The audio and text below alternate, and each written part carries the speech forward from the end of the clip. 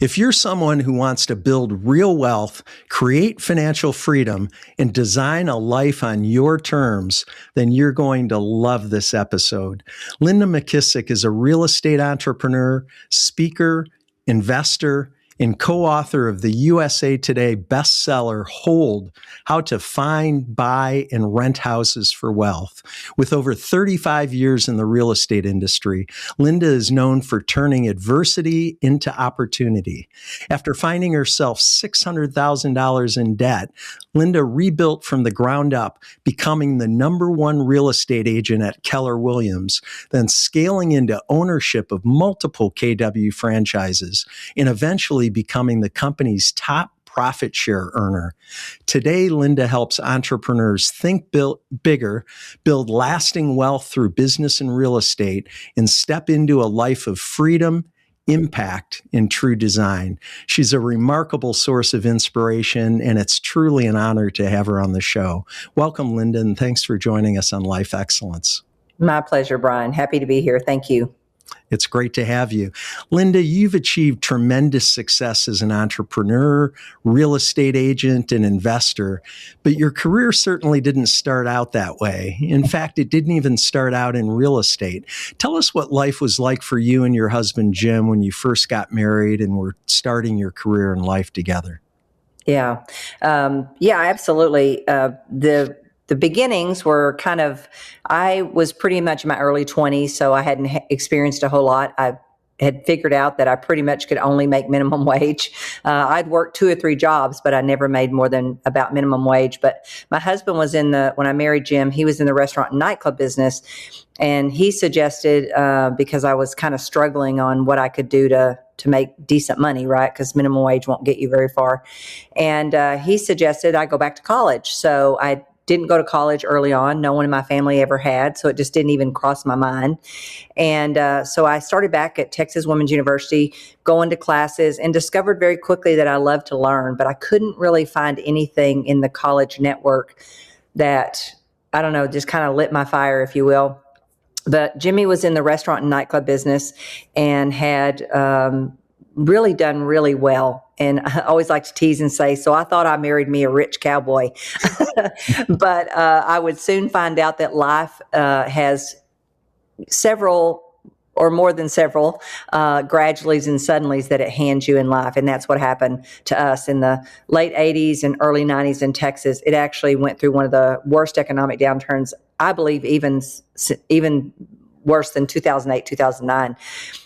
Because the RTC had a ton of foreclosures, and that's always the commercial arm. And savings and loans were going out of business. Oil and gas was crashing. So everything that our Texas economy was built on, and I always like to tease and say, I didn't even know what the word economy meant, much less if it was a good one or bad one. So it was quite a jolt awake, if you would, Brian, to have my husband start stressing about money and, not wanting to go to bed at night because he said, if I go to bed too soon, bankers call early in the morning when you owe them $600,000.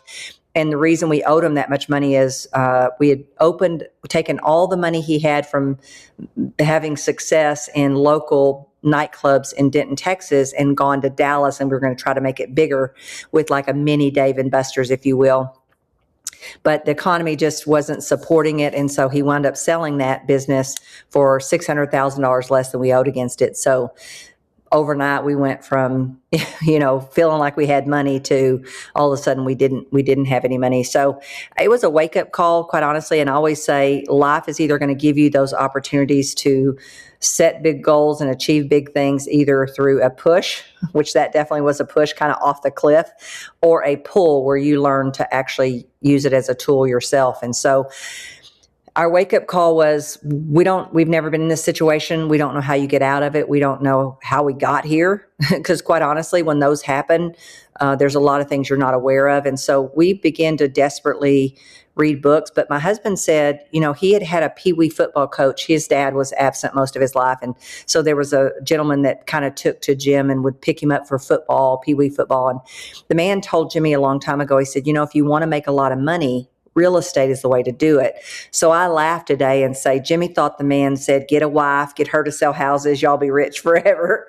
But I think the man meant buy some real estate, develop some real estate,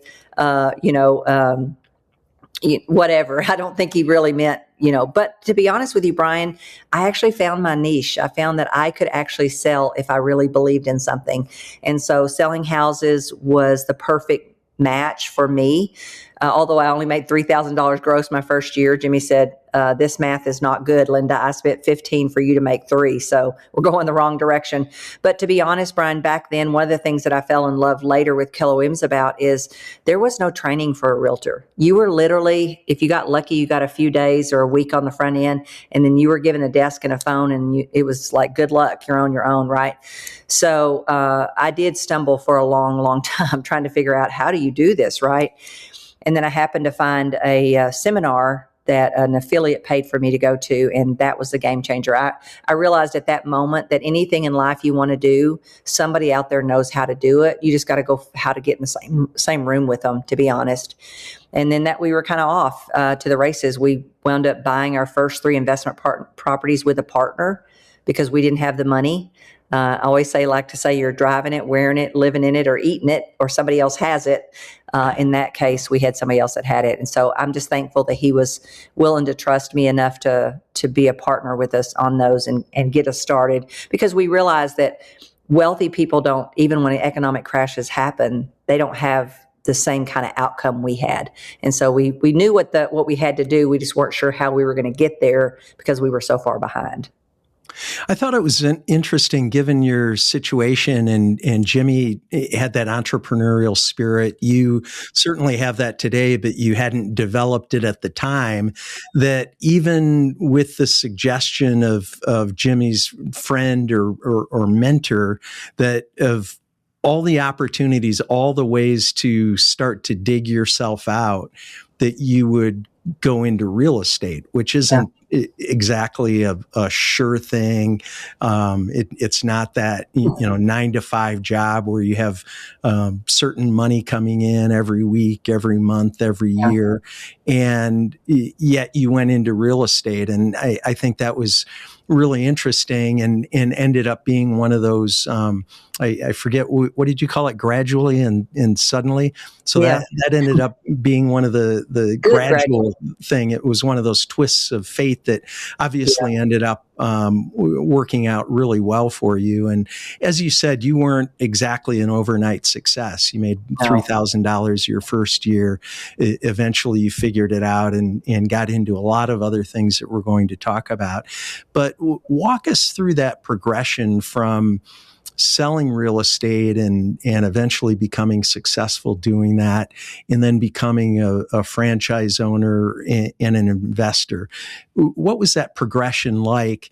And specifically, what was the shift you made that enabled you to achieve such a high level of success? Because it was really, you had a lot of those graduallys and suddenlies and growth periods and things that you needed to learn, and ways that you needed to evolve in order to get certainly where you are today, but even going back, making that shift from just selling real estate to later becoming an owner and becoming a real estate investor.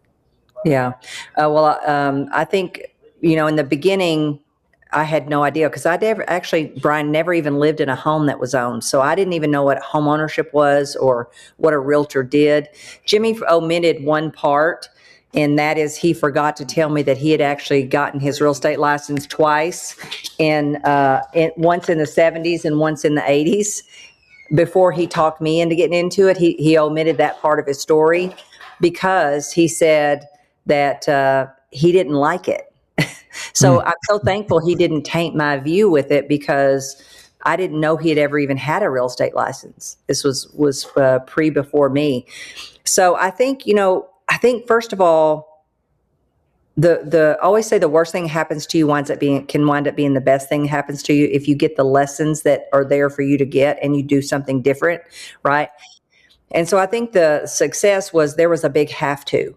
And that turned out to be the blessing. At the time, it felt like a curse. But to be honest with you, it was the blessing, because when your back's kind of up against the wall, I think you know that, I always like to say we were probably jumping 2 feet high in a 10-foot hole. We weren't getting out very much. But when I started reading and learning, that real estate was a way that people who built wealth. And so our first 3 houses we bought were while we were $600,000 still in debt, because I'm the kind of person, if I read something or somebody tells me that's what they did, I'm going to do my best to do that, right? Because, or at least try it, because we tried the other stuff and that didn't work. So I think, just the drive to get out of that pain of the debt and just where we were. And I grew up very poor. So I think a piece of me had such a fear that I thought I had left all that. A piece of me was so afraid I was about to go back into that. And so I think that fear kind of worked in my favor, to be honest with you. I am a hard worker. I'm very tenacious also if I believe in something. So I think those two things, one kept me from quitting, the first year when I didn't make very much money. And I kind of got addicted to learning. I felt like I was kind of learning secrets. If I could be in a book and be in someone's head about what they did to be successful, then I felt like I was learning tools that I could use if I could figure out how to get there, right? So that's how the partner came into play. And I tell my group all the time, look, I don't know where your spot is, but God gives me an answer. When I go to bed especially the bigger my problem is, the more I think we're just wired for to be able to come up with those answers. The bigger the question we ask, the bigger the answers that we get. And mine came in my sleep one night after I'd found one of the properties. And Jimmy goes, Linda, there's no way we can buy that. We're still $600,000 in debt. I don't think we can go to the bank and say, hey, got a property I could make $15,000 on if I flip it. But I woke up with Lou Craft's name on my brain, and that was my builder. And I said, I'm going to go ask him if he will do it with us. And he did. So I think when you're in situations like that, you really come up with ideas and things that you won't come up with if you're not in that situation or you don't put yourself in that situation. And I think learning real quick that to go find the answer instead of keeping trying to figure it out all by myself. So either reading books or finding someone. When I went to a seminar once, there was a man up on stage and he actually made exactly $600,000 in commissions that year. Well, once we saw that was possible, and we tackled him on break and spent the rest of the whole 4-day seminar with him. We were gleaming everything we possibly could from him on how did you do that? Is that possible? I mean, I'd never seen anybody make that kind of money in real estate ever. And so to know that it was possible, we knew all we needed to do is figure out, what did he do? How did you do that? How do you do that? And so we started just searching for the answers. And I think that, and just the drive to not be in that situation. And then, having enough tenacity that if I really believe in something, I'm going to stick with it until I either, get the result I want or at least learn how to get the result I want. You and I both know that so much of success starts with mindset. What are a couple beliefs that you had to learn or maybe unlearn to reach the level of success you've achieved? Because especially given where you started and your, I'll say, limited worldview based on how you grew up, and you mentioned you didn't even really know about home ownership. You hadn't experienced that. And yet you pulled yourself out of that. You eventually did jump out of that 10-foot hole. And I wonder, what were some of those beliefs that you learned that pulled you out of that, or again, maybe things that you had to unlearn based on what your circumstances had been up until that point? Yeah, I don't really remember unlearning. I'm sure there were some things I was unlearning. I do think someone turned me on to motivational books early on, like Jim Rohn. I just fell in love with Jim Rohn and Brian Tracy, Mark Victor Hansen, Nito Cobain, who I've gotten to meet since then, which I love meeting all of them. But I think their possibility books and them, talking about what you think about matters and mindset and all those things, somehow I got access to those. But, I think, Brian, it might have even started earlier. When I remember when I was a kid, the home life was terrible. And I think to escape, I got books from the library. And I remember reading Helen Keller and it being super impactful to me. And, hers was all about struggles and adversity and stuff like that. So I don't know. I think maybe some of that got embedded in me without me even realizing it. because, I have brothers and sisters, and quite honestly, some of them took different paths. So I don't know that we all have the mystery of how do some come out one side of it one way and the others don't. I don't know. I wish we knew that. But I think being learning based real early and just looking for answers in books and finding people who are willing to share and help, I think those were big pivotal points for me. And God just blessed me and put those people in my life and, had me have the sense to pick up the books and read them and stuff like that. So I think, if I had to unlearn anything, it was probably more of the grind it out, do it yourself. Because my husband and I were just talking about this the other day, how different our childhoods were compared to what we did for our kids. I literally would have to get up on Saturdays and go work with my dad and brothers in tear down construction. I hated every second of it, but I appreciate it now because I think my work ethic came because that's just what we did. Right. And so I look at that now and go, it really was a blessing, although it didn't feel like one at the time. So I think, but that can take you so far, but then it can keep you stuck. Because if you're just the one that grinds it out, then you don't really realize, okay, I got to get some leverage. I got to get, nobody succeeds alone. So who are the people that they have the skills and the talents that I need? And how do I, put my talents with their talents and make happen what I need to make happen without sacrificing everything. That's actually one of the things that stood out for me as I was researching for the show is how you hired an assistant very early in your career. And not only was it untimely for you because you were still pretty early in your real estate agent career, but it was also unusual or maybe even almost unheard of at the time that real estate agents would have assistants. And so you hired one and saw that made a huge difference. And then you continued to delegate and outsource everything except your highest value activities. Yeah. Why do you think delegation is so difficult for people? Not just because of the expense of maybe hiring an assistant or somebody else, but also maybe mentally or psychologically letting go of tasks and decisions. And why is it so essential to do that in order to grow and scale an organization? Well, I think the bigger your goals and dreams, the more you can't do them all by yourself, right? And so if you keep small goals, then sure, you could just do it all and be fine. But I think there's always something that you lose. It's either that, it's when you say yes to one thing, you're saying no to something else. And I think people either ignore the no's that they're saying no to, because the thing about being good at what you do, when you bring value to the world, people are going to hear about it and more people are going to come. So you're just going to naturally get busier, especially in like a service field, right? And I think I was blessed in the fact that I am really bad at detail, like super bad. And so I think the people that struggle, because I have this same thing with my real estate community, trying to get them to leverage, I think, and I didn't do it without having limiting beliefs and fears, I always say, don't compare your insides to my outsides, because I have insides too, right? And they have limiting beliefs, and we didn't know we were going to get the money to pay for her, but we were willing to take the gamble, right? And I think a lot of people weigh out what it's going to cost them instead of saying, I'm going to make this decision and then I'm going to make it be the right decision because I'm going to go do more dollar productive things so that I can make this money back plus some. But I happen to be so bad at detail, and to be honest with you, working hard like I was getting business, once I got off the ground, I was getting business, a lot of business. And so you only have so many hours in the day, right? And then something's going to start falling, and usually it's your glass balls, which is your family.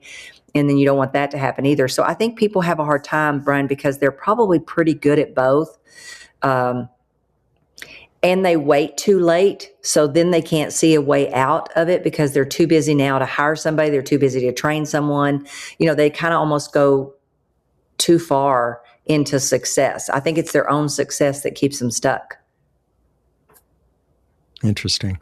Hey, so you became very successful selling real estate, and then eventually you had the opportunity to actually purchase a franchise and then later multiple franchises. I know a little bit about the story, but share how that happened and how you ended up shifting from being a real estate agent to actually being a franchise owner and then growing your business that way. Okay. Actually, a couple of things. One, Gary Keller happened to believe that real estate agents who, especially successful ones who had ran their business in such a way to be successful, probably had the capacity to do something else. And that was unheard of in the real estate industry. It was brokers over here and agents over here. And there was no, you didn't do the other, right? You just need to be happy and keep selling is kind of the mentality that the brokers had. And you should never want anything more. But what I've discovered now being in the business, Brian, for I think it's 40 years this year, I realized that each of us hit a kind of a place. And I think it's actually after success, that we get to a place, and if we're not careful, we go to complacency, and then we stay there for months and years or whatever. And I think I always say, you said, how in the world did you go from needing to make money to picking 100% commission? My soul had already told me that I didn't like 8 to 5. When I had my very first job out of high school at GTE, which was General Telephone, I'd never had a job that you went in at 8 and got off at 5.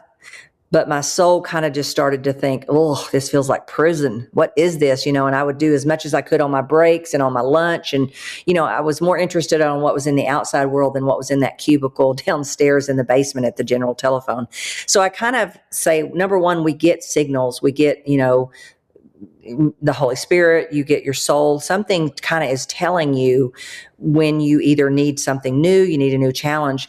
And I think I see it happen all the time in the real estate industry where they get kind of stuck or they kind of have this little bit of a knowing that says, gosh, there's got to be more.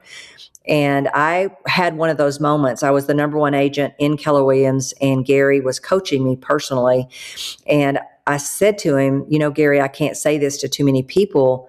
I have a very successful real estate business, but honestly, I feel like I'm stuck. I feel like the only thing changing is somebody's color of carpet, and I need more challenge than this. I need to see what else I can accomplish.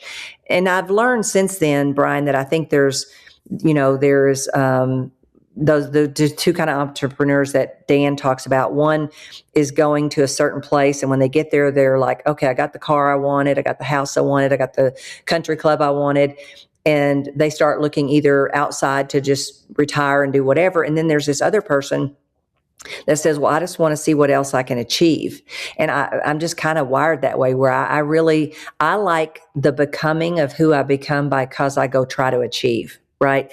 So I think that being said, I was willing, and I always say when your future is bright enough, you'll let go of the present success that you have. But until you can actually visualize what that future might look like, and it can be compelling enough, you'll hang on to the success that you've already had instead of realizing that I got this success because at some point I was willing to, take on a big challenge that was scary and go through all the things that Dan talks about on the 4 C's. I call them the 5 because I think complacency is the 5th one, and people don't recognize when they're in it because they haven't learned to listen to the little voices that say, there's got to be more. Is this all there is? Or I feel stuck. Or I'm burnt out or whatever. And so, just realizing that once you get a certain level of success, really that complacency or that stuck feeling is really a signal that you're wanting to become somebody else. You're wanting to become a new person that, it has taken on new challenges and new opportunities. And so I said that to Gary one day. I said, I can't say this to too many people, but I don't feel challenged anymore. I don't have the same passion that I had. The energy is not the same for it. I can do it all day long and I'm super successful at it, but there's not that same energy I had. And I think I'm more of a pioneer. I like to go make things happen when it's kind of hard and you don't really know how. Sick, I know, but it's kind of just the way I'm wired. You have a lot of experience. Yeah, I seem to get myself there a lot. But Gary said to me, well, he said, I'm working on a concept called 7th level, which no one had heard of, Brian. Nobody thinks that someone else can come in the real estate industry and take their business over and do it better than them. Nobody thinks that, including myself. But he said, I've been working on a concept where I believe, you can go find somebody out there and that person could come in and actually start doing your real estate business and you can go do some other things.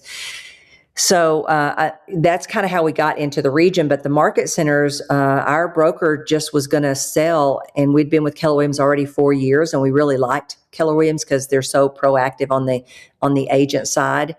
But she was going to sell and go back to Century 21, which I'd already been at, and didn't want to quite do that. I don't believe the way they believed that, that they own the business, not the agents. So that one was kind of forced on us, to be honest with you. And Gary said, I think you are the next likely people to do that. And I thought, well, I'm not really sure how to do it, but we'll give it a try. And I remember saying to him, I'll do this, but it better not mess up my real estate sales. Well, he reminds me of that to today, right? But I think, just being willing to, I believed in Gary, first of all. I believed him. I believed in his concepts. I believed what he believed in about the real estate industry. And so I think between that and knowing that I needed to do something because I could feel the signals that I'd had in the past about needing to do something else or take a bigger step or make a bigger goal.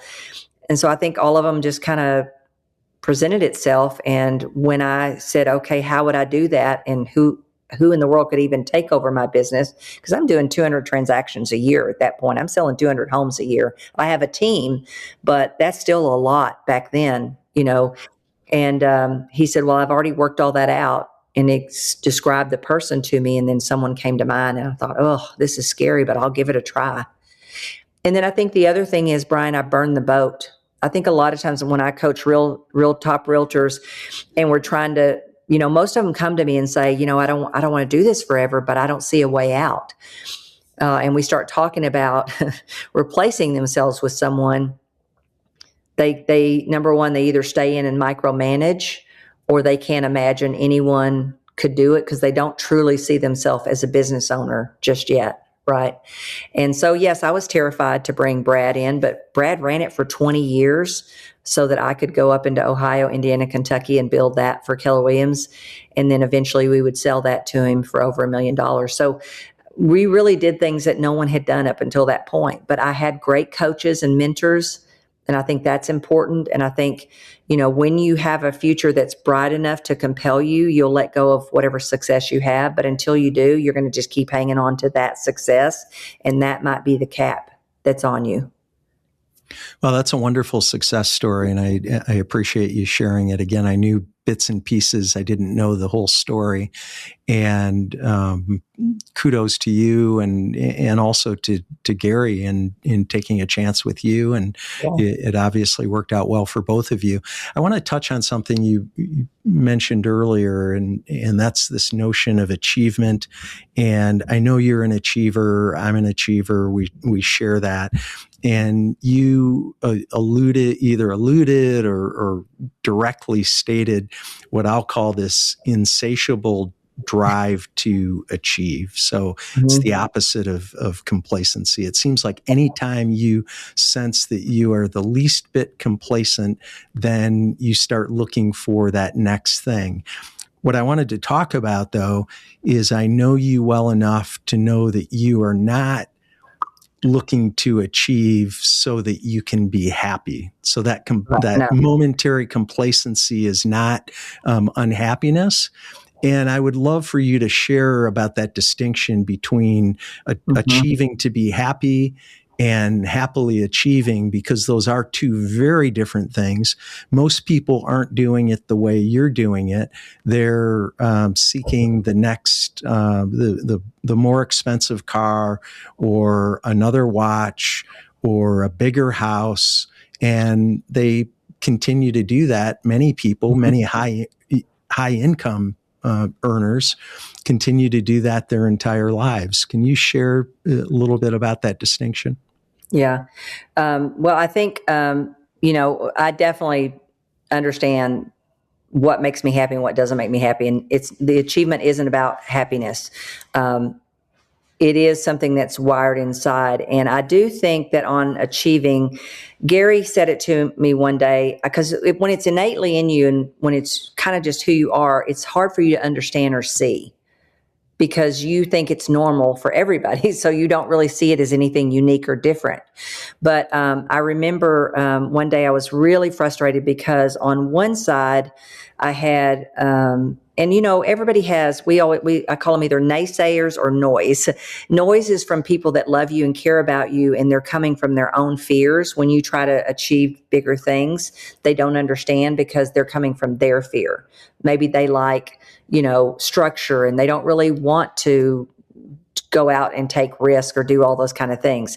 And so I had that a little bit with my sister, who is super important to me because she was really, even though she's only 10 years and 2 days older than me, she really was like a mother because our mother was not around.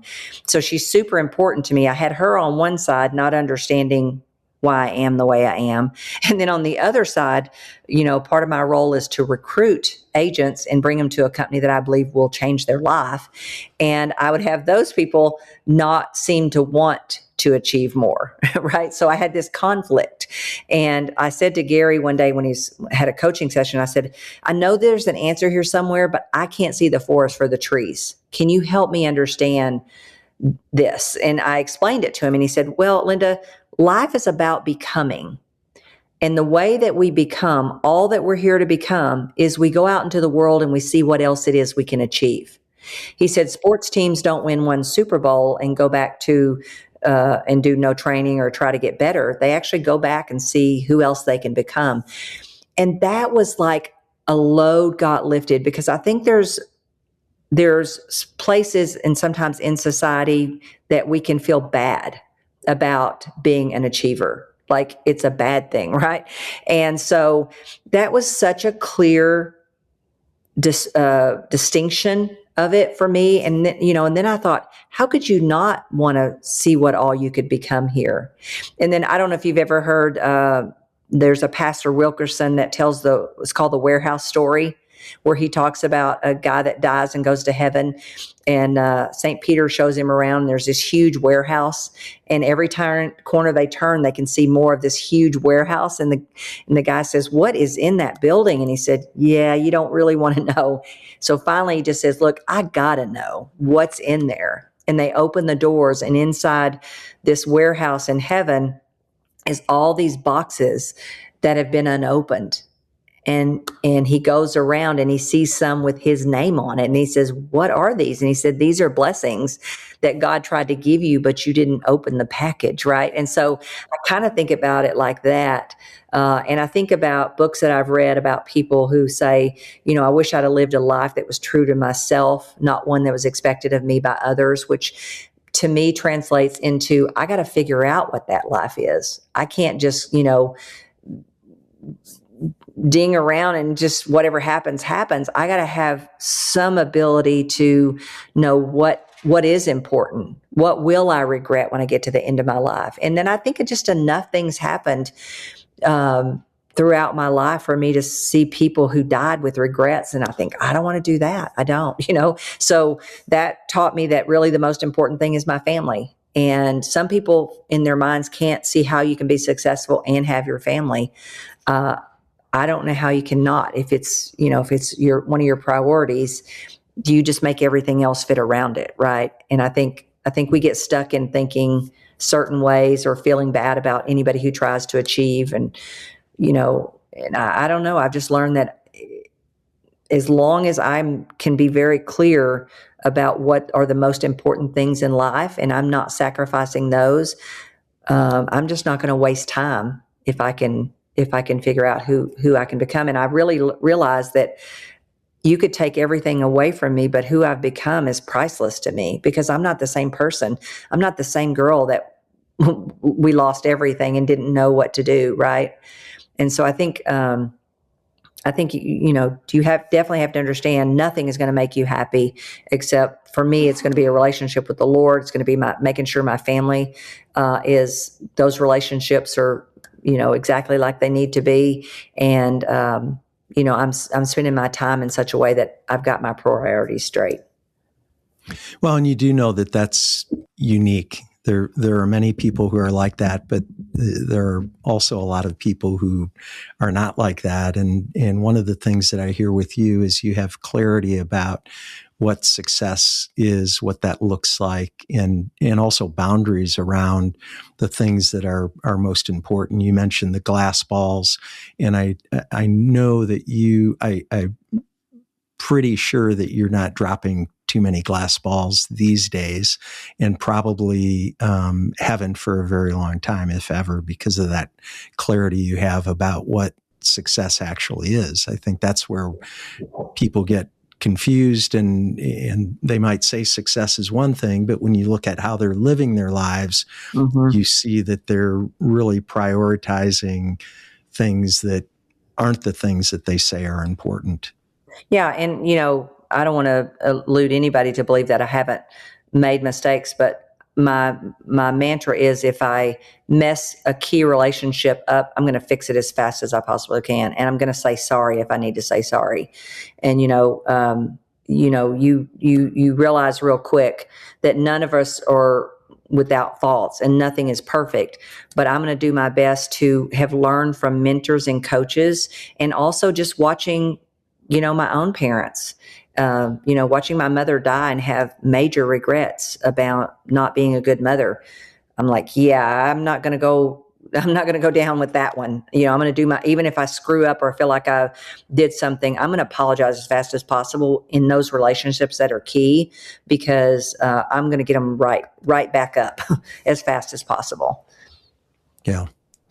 Linda, I know one of the shifts you've made in your career is from selling real estate to investing in real estate. And you mentioned that. I think everyone is familiar with the concept of owning investment property, and yet there aren't a lot of people, and I think even people who sell real estate, who actually own investment property.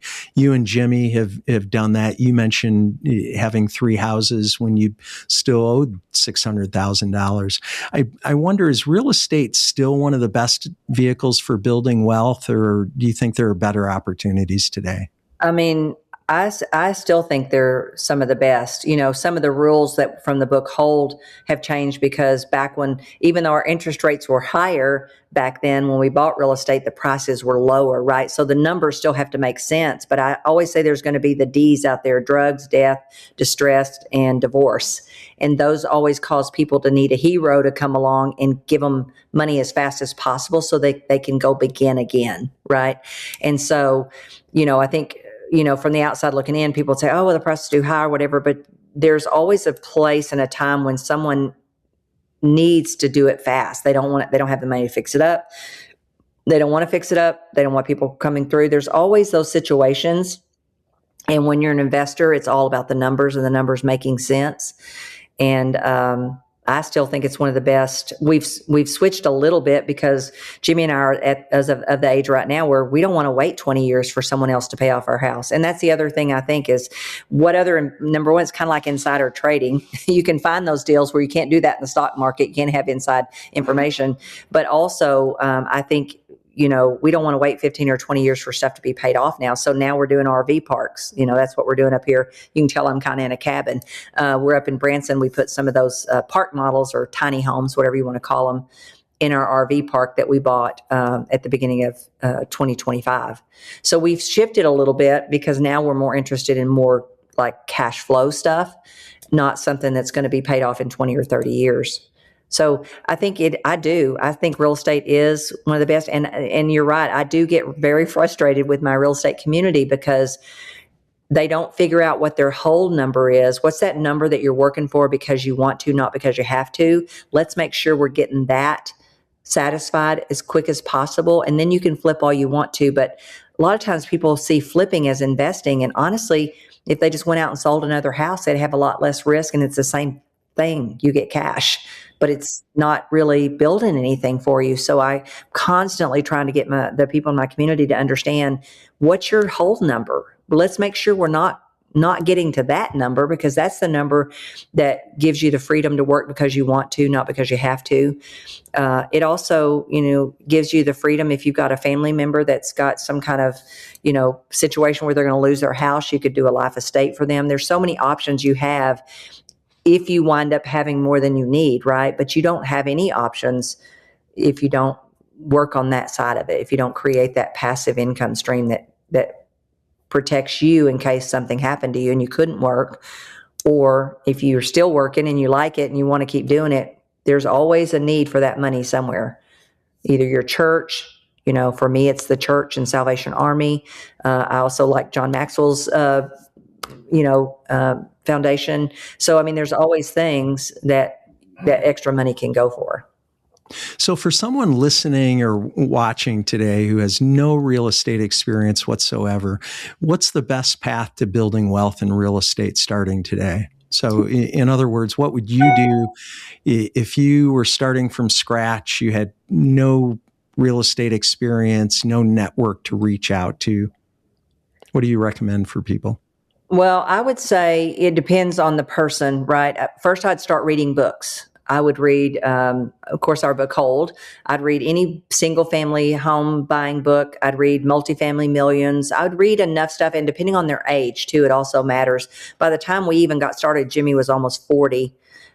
So we needed to do it in a shorter period of time. If you're young enough, we tell our kids, put them on 30-year payouts so that you have a little more room in there, and you can always pay extra to the principal or biweekly or something that knocks some of that down. But it depends on the person and what they, whatever opportunity comes along to them. The reason we did single family right off the bat and stayed with that for a long period of time is because I kind of had to feel like, okay, worst case, I can move in this house. That's just what worked, right? But then after we had so many, it's like, well, now I can't move in those houses. But we had a little more courage around doing it. We knew that we weren't over leveraged in them. We had a, strict policy of making sure they were 70 to 30 loan to value ratio so that we could kind of make it through any downturn in the market. The numbers made sense. They cash flow right when we bought them. We never bought a negative amortization, negative anything. It always had to cash flow when we buy it. Has to be a good deal when you buy it. You don't buy and bet on appreciation because just your luck, it won't come, So I think I would read books, and if you're at an age and all of a sudden multifamily sounds important to you, learn as much as you possibly can, and then start figuring out where those opportunities are. But if it's single family homes, then you're looking for the things I told you, the distress situations where somebody is looking to get out as quick as possible, and they don't want to do the repairs, right? They don't want to have to fix the house up to get a retail buyer. They'd rather have somebody that has cash or has access to cash that can get them out pretty quick. But, I'd say what interests you, what gets you excited. It might be, if we knew what we knew today, we did single family homes. We did some apartments, but we flipped out of them because we had a partner that wanted to sell, and we just took them from a from a D property to a B property and made the cash and sold those. But we also did nightly rentals. We just sold 25 of those to Johnny Morris up here in Branson, Missouri. We still have about 6 or 7. We're looking at 4 more tomorrow to see if we want to go back that direction. But we're kind of liking the RV park because they bring their house and they leave with their house. And that's kind of nice. There are lots of ways to make money in real estate. And we have some commercial buildings. I think you've got to pay attention enough to know where are the best opportunities. And I don't think you say, well, I'm only going to do this. If that opportunity comes along and you're smart enough to know if the numbers work, that's your opportunity. Do that, right? Because I think once you make these goals, you're going to start to see opportunities you never could see before until you were committed to the challenge. Once you're committed, pathways will open up, opportunities will open up. You tell everyone you're looking, you learn everything you can about being an investor. I don't ever think it's a lack of opportunity. I think it's a lack of us being prepared to see those opportunities when they come. Yeah. That's well said. Linda, you've been around a lot of people both in and outside the real estate industry, and you work with men and women who are just starting their careers, with high income earners who are burning through every dollar they spend and maybe even spending more than they earn, and also with ultra high net worth individuals.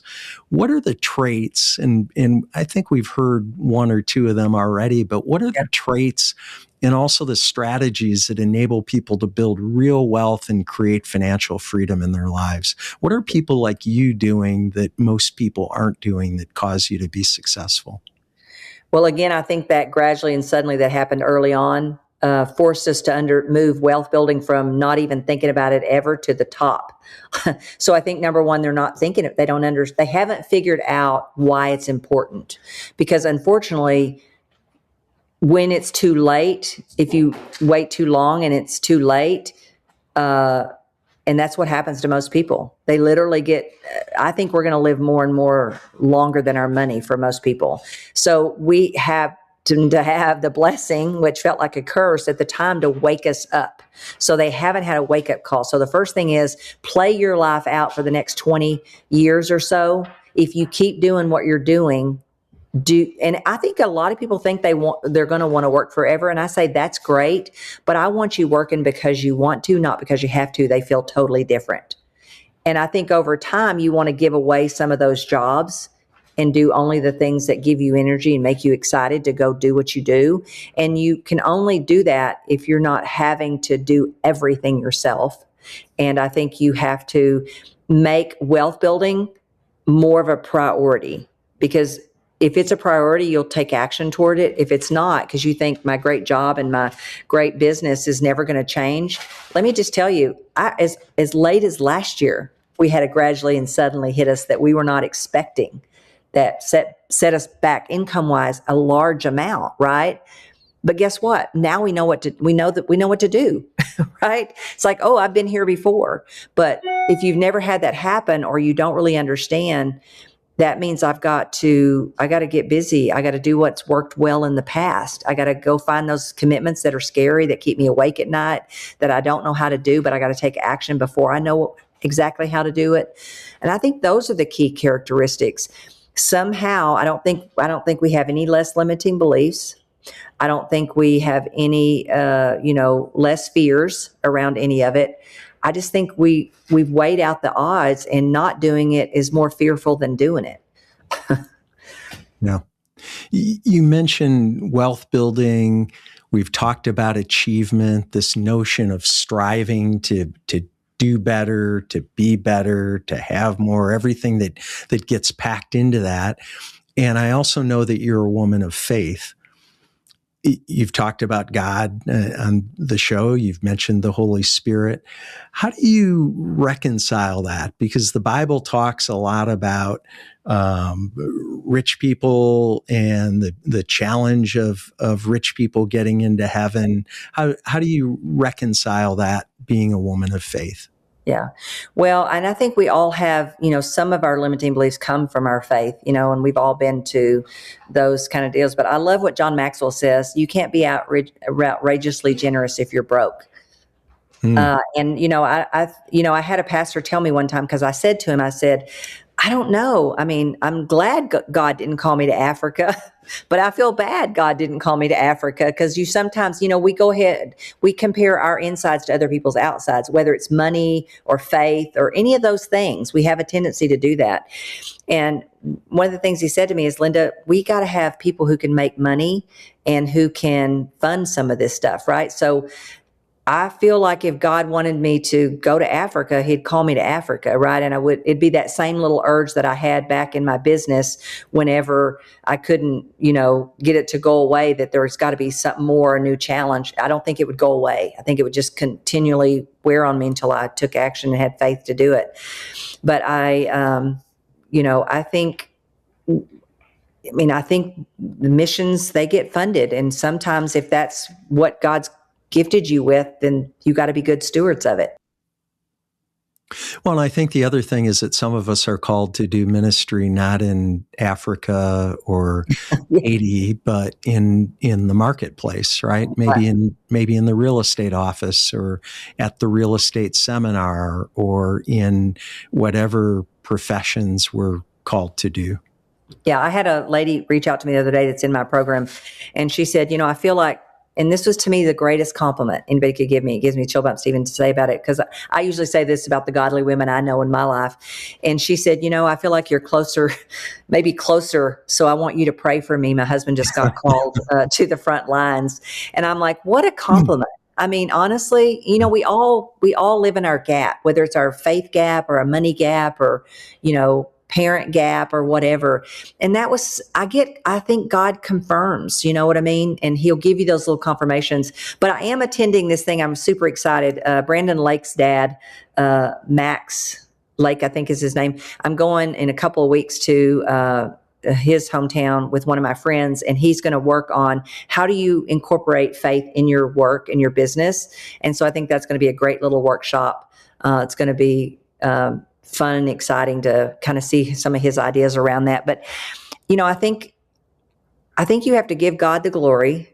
You have to do your best to, you know, not, like you said earlier, the people that just, you know, they're trying to fill the God hole with watches and cars and things. Don't get me wrong. I like to shop. I'm a good shopper, but you know what I mean? I'm not looking, You're not worshiping those things. No. And I'm very clear. If I had to do without all of them tomorrow, I'm okay with that, because that's not what everything's all about. Right. But I do believe if you bring value to the world, the money, you can't keep the money away. So how are you bringing value?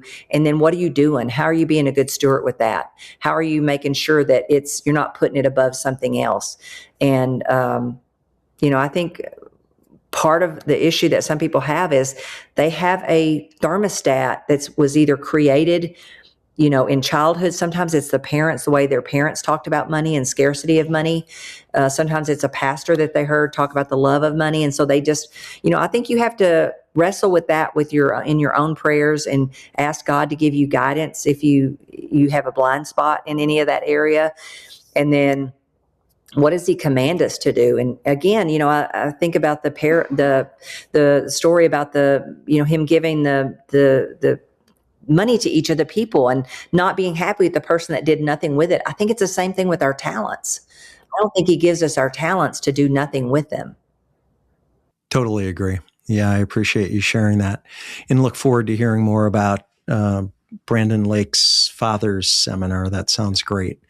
Linda, one of the things I really admire about you and Jimmy, and I've watched you do this, is continually surrounding yourself with success. Early in your career, and we talked about this, you began attending real estate seminars. You've also participated in training and leadership programs outside real estate, which is actually how we met. And I'm very grateful for that, by the way. What was it that drew you to seminars and other networking opportunities? And share with us why you are so intentional even today about being in rooms with other high achievers and continuing to surround yourself with success. Yeah. Well, I think, again, somehow early on, people put books in my hands to let me see that, you know, how we thought was important, that people have lived before you. And, you know, either if they're passed away, you got to read their books. If they're at a seminar, you got to pay the price and go to the seminar. And then I've always had coaches, and I just go farther when I have someone that I can, you know, glean things from, that I can be accountable to. And I love, you know, I think you kind of begin to know what's missing, you know, for me, if I'm not learning and growing, there's something kind of off or missing. I love to learn and grow. Again, I think it's all about, how do any of us know what our limits are on anything? Or how does any of us know that this is all God has for us if we're not going out and growing and trying, you know what I mean? And constantly listening, you know, trying to listen to his voice about what we should be doing and if we're on the right track or we're not on the right track. You know, I just feel like recently God's given me so much confirmation, and I love that, because I'm like, he knows I need loud confirmation, not just little whispers, because I will ignore those sometimes. But I like billboards. Yeah, I need billboards with flashing I've never signs. seen one, but I keep praying for billboards. Yes, and if he would just talk to me personally, audibly, that would be even better. You know, like real out loud. That's funny. Linda, as you know, our show is called Life Excellence, and you've certainly achieved excellence in your life and in your career, and you've surrounded yourself with incredible people who are doing amazing things in the world. And I'm curious, what does excellence mean to you? You know, I would say not leaving stones unturned. Whether, you know, am I constantly learning how to be a better wife, parent, friend, grandparent. That part's easy. We're nailing that part pretty good. But I think excellence is always being willing to see your own DNA in stuff. And, again, if it's a relationship that's important to you, apologize as quick as possible. Be able to see the things. I think blind spots are scary because if you can't see something, then it's going to get way off the rails before you get woke up with it. I think continually growing in your faith, growing in your, anything, an area that God calls you to be interested in. And I think, always being kind and humble and, being grateful for what you have, but asking God, how does he want you to steward it? Because there are so many people that don't. And where would he call you to be a good steward of it for, what's important to him, right? And then, just always be willing to get better at all the stuff that's important. And if it's not important, don't worry about it, but if it's important areas of your life, continually learning and reading. I made a commitment last year. Instead of beating myself up all the time for not reading the Bible, although I do have my little bag that is all Chris Hodges, how he reads the Bible. It's by my bed. It's getting ready for me to get ready. But because I was beating myself up about it all the time, Brian, I thought, okay, I have this motto that says, if I was going to do something that I know super is important, I would have already. So rather than beat myself up, what would I do? What could I get accomplished? And so I started, it's probably maybe over a year now. Oh, I know it is over a year now. Every morning I get up and I listen to, there's several pastors that I love, and I listen to those pastors' sermon. I listen to them on a little higher speed because that way I can get it in the morning, but it's my very first thing. I don't do anything else. And instead of just constantly beating myself up about that, I'm like, good job, Linda. That was good. You get the message every day, right? And now I got my little bag and I'm ready, but I got to figure out where's my warm, cozy place that I'm going to get up and follow all of Chris Hodges, how he reads and learns the Bible. But so I think you got to find what's the next likely step that you'll take on anything. And if it's a key area, how do I continually get better? And what's the one little thing I could do that's better than I was doing, or that would move me closer? Because usually if people don't do something that they really want to do to accomplish something, it's either because they don't know how and they keep trying to figure out the how instead of finding a person that knows the how, or the step's too big that they're trying to take, right? Or they want the answers before they take action, and the answers don't come until after you take action. So I think, just kind of learning yourself, learning. I know when I'm not doing something that's important, I know I got to wake up to it, and then I got to figure out how can I get myself to do it, Well, I was going to say part of that too, or another possibility is that maybe that isn't something that you really want to do. I'm just talking about the key areas that I know that are important. Like, for example, my trainer bugged me for years about stretching, and I ran for 45 years, a runner, never stretched a time. I'm not going to lie, not even one time. And I should have, right? So he kept after me to go stretch, and I wouldn't do it, and I wouldn't do it. And I finally thought, okay, Linda, this is important. How could you get it done, instead of just constantly letting him berate me because I didn't get it done?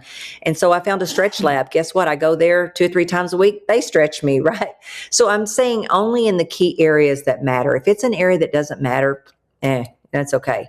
But if it's key, like health or relationships or, wealth building, because at some point we don't know how long we're going to live, or we don't know what adversities we're going to face, or adversities somebody in our family might face, or charities or church is going to need, and be able to step up to that call. So those key areas are areas where I'm not going to let myself off the hook, right? Well, I'm more inspired now to do all the things that I know I need to do that I haven't been doing. And I have looked into Stretch Lab because I run and I never stretch. And so I'm going to put that on my to-do list. So thank you for that. It'll be a game changer. That's one of my 50 takeaways from our time together. Okay, we're good. Linda, you were featured in a book published a couple years ago titled 10X is Easier Than 2X, How World-Class Entrepreneurs Achieve More by Doing Less. And I have to tell you, that book is one of the best business books I've ever read. And Ben Hardy does such an incredible job of describing the full-scale transformation that's required to achieve 10X growth. Share with us, because you were featured in the book, your understanding of the 10X concept and specific changes you've made in your own business and life that have resulted in 10X jumps. Yeah, well, first of all, the greatest blessing I got out of it is a friendship with Dr. Benjamin Hardy. Already had one with the amazing Dan Sullivan. I tell you what, the exercise was, we're not very good at looking back. I think the first time we ever had to do what good happened to you in the last 90 days with Dan Sullivan, Jim and I, neither one could remember that we'd written a best-selling book. Neither one put it on our sheet. We were so on to the next thing. So I think there's so much value in looking back because, number one, you see what's worked for you in the past, and so that you can repeat it instead of forgetting it, right? So the greatest blessing of doing that book was it forced me to reflect and look at my life and realize, okay, this has happened to me in two different ways. One is that push I told you about, which is what I like to call gradually and suddenly. Life will give you things. It's going to change. Industries change. Economic times change. Relationships, things change, right? And so that wake-up call reminded me, okay, it forced us to make big goals that were bigger than we knew how to achieve. 10X goals, right? And then to realize that there were also times in my life that I just made the decision to have a 10X goal and what value came from that.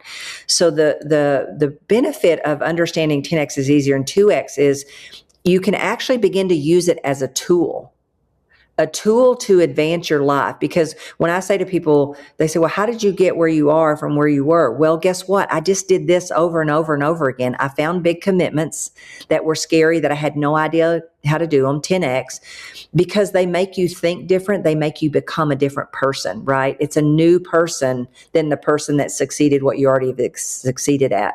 So it taught me that number one, it was a tool that, I don't know, by the grace of God, I figured out how to do it or was willing to do it, that other people, if they could figure out how to use it as a tool, they could have the same kind of results. I don't think we should wait till the push happens. I think we should understand pushes will happen and they're going to happen and you need to be prepared for them the best you can. But I also think that if you just saw this in a way that this is a tool that I could use that would really advance my life in a major way, because I have to have a new identity every time I have a new 10X goal. I have to become someone new. And remember, it's all about becoming anyway. So I got to figure out who is that person that I need to be to accomplish these 10X goals, right? I can't do it from the person I was before, because then I'll just get 2X results. Because I don't have to change very much to get the 2X results. I can pretty much do, like when I decided, to hire an assistant, that was completely, all of a sudden, I'm not doing most of what I was doing before. And now I have to go figure out, what do I have to do now that I have her so that I can make this big 10X goal that I have, right? Same thing with anything else, going to the region to build it, opening market centers when you don't have a clue how to do it. But it's once you kind of understand, that's actually the time magic happens, because your brain goes to work. You kind of, I always tease and say, I've watched Jimmy do this recently, because we got presented with a big opportunity to do a big kind of community with RVs in it and cabins and all those things, way bigger than anything else we've ever done. And I've watched him go to sleep at night and wrestle in his mind and come up in the morning with a new idea of how to solve it.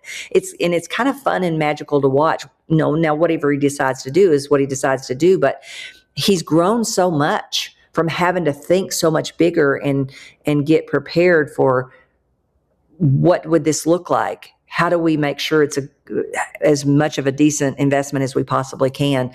So I think once you can kind of see it as not just a foo-foo thing that people put out there, but actually a real tool that will get you the biggest life possible and let you become all that you're here to become, because you keep making that circle around and around of 10x goal. Now I'm afraid, courage, I don't know what to do, and I don't have the credentials like Dan Sullivan says. And then I get a new level of confidence because I accomplished that. And then I go to this wonderful, comfortable place called success and complacency. But I can decide to go out there and get another 10x goal. And I think what happens, the rest of the world doesn't think like that. They think, oh, I just need to do a little bit more than I did last year, which causes no stretch, no growth, not really anything. So just really understanding the concept of this is actually a tool. And most people have already done it a couple of times. They've just not grabbed a hold of it and said, oh, I get how I got here. I love who I am now. I've loved what I've learned. I've loved who I've become. But now I realize how I got here, and I just need to keep doing that as many times around the sun as I can. How would you describe what it was like to get this information about 10X? Because you and Jimmy had achieved it.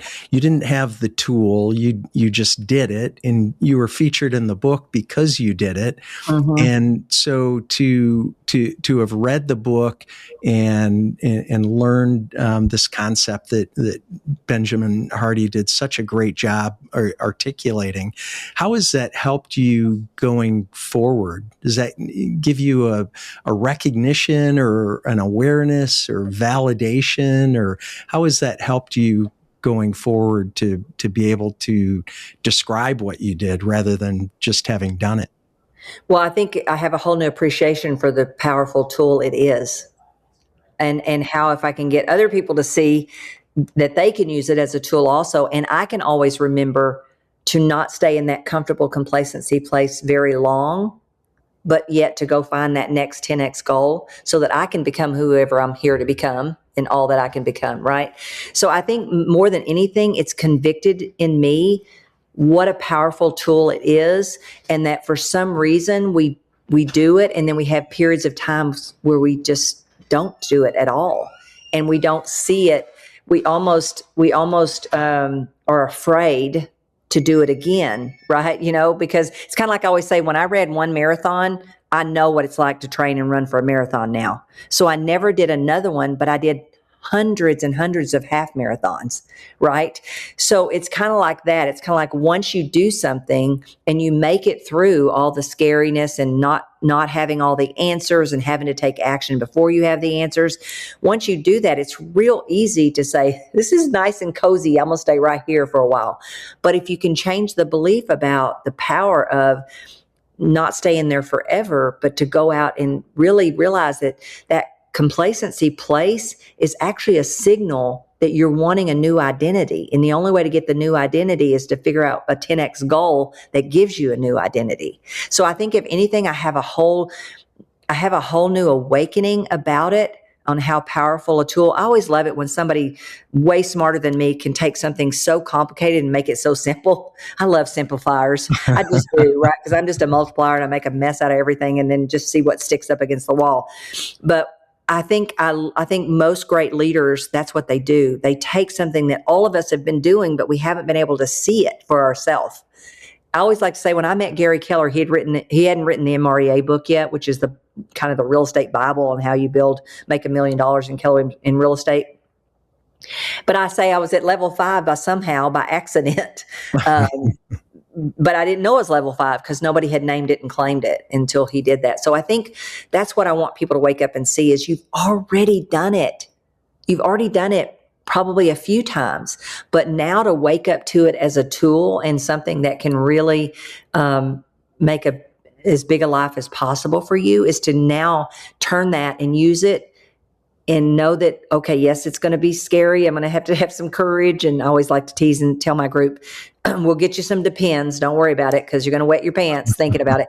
But I think what it wakes our brain up to try to figure out and just the angst of, I got to solve this, it's actually kind of invigorating and exciting. It's, if you people look back, they'll say it was the scariest time, but it was the greatest time. But for some reason, we get to that comfortable place in success and we stick there instead of realizing, okay, that's really, that is really, I'm getting signals that I should go do this again. I should go find another big goal and a new identity. Well, and you do such a great job of encouraging people to move outside their comfort zones to achieve, whether it's 2x or 5x or 10x. Yeah. And I know a big part of your focus these days is helping successful entrepreneurs to learn some of these concepts and apply them in their own lives so that they can create freedom and margin for what matters most to them. One way you're doing this currently is through your new program, the 10X Breakthrough Challenge. Tell us more about the program that you've created, which is a brand new program, and how people can get involved. Yeah. Well, remember I talked about God giving me confirmation. I've kind of always had, I love to do this. I've either gone around and trained in the real estate industry, or I've taken so many one-on-one calls with people saying, hey, I heard you can help me. I feel the energy and the joy I feel when I help someone else do it. It's just priceless, right?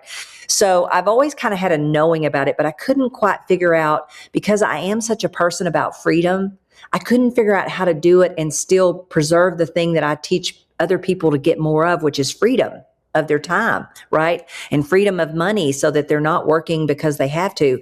So at the end of last year, November or so, I started getting all these calls. Now, the book's been out a couple of years, but I started getting people I don't know how they'd even find my phone number, but they'd reach out to me and say, could you do a call with me? I loved your story, and 10X is easier than 2X.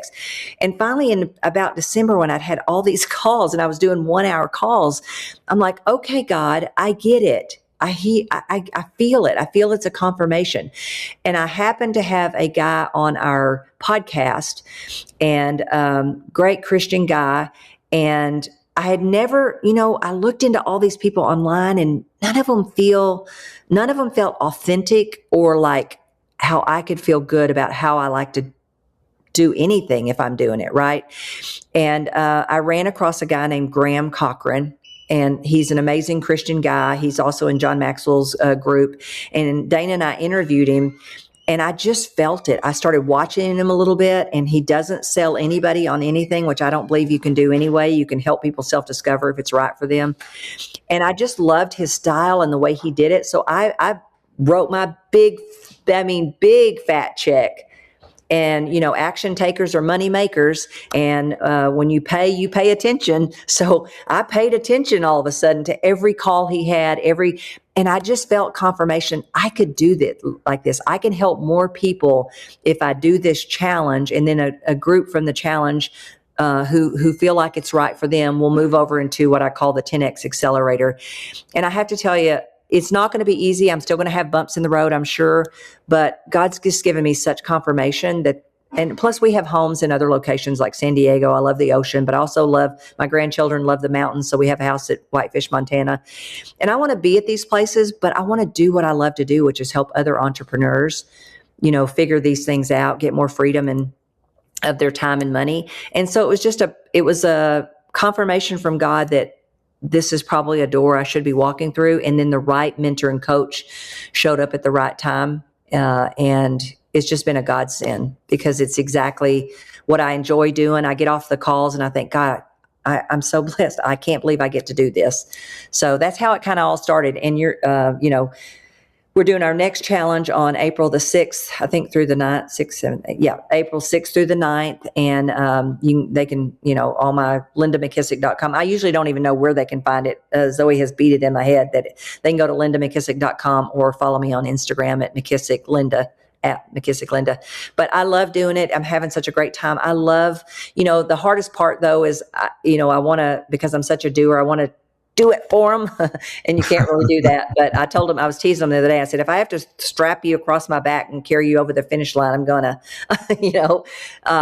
so it's fun. I'm having a great time, because I think the people that have said yes are people that are committed and they really want to achieve the big goals that they have. And so it's kind of fun to help them along and do that.